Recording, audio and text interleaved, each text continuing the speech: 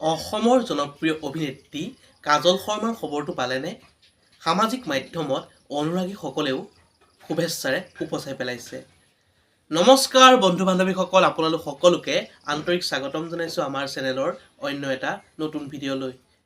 পোনপ্ৰথমে আমিও অসমৰ জনপ্ৰিয় অভিনেত্ৰী কাজল শৰ্মালৈ হিয়াভৰা শুভেচ্ছা জ্ঞাপন কৰিছোঁ।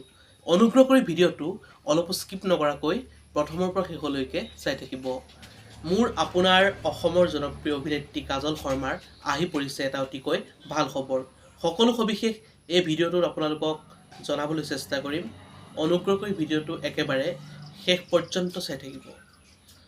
পোনপ্ৰথমে এটা কমেণ্ট কৰি জনাবচোন, অসমৰ জনপ্ৰিয় অভিনেত্ৰী কাজল শৰ্মাৰ অভিনয় চাই বাৰু আপোনালোকে কেনেকুৱা পায়।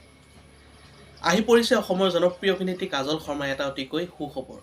খবৰটো হ'ল যে অসমৰ জনপ্ৰিয় অভিনেত্ৰী কাজল শৰ্মাৰ জন্মদিন আৰু সামাজিক মাধ্যমত অনুৰাগীসকলেও শুভেচ্ছাৰে উপচাই পেলাইছে।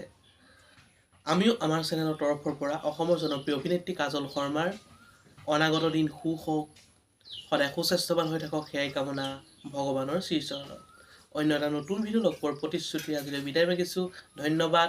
জয় আই অসম।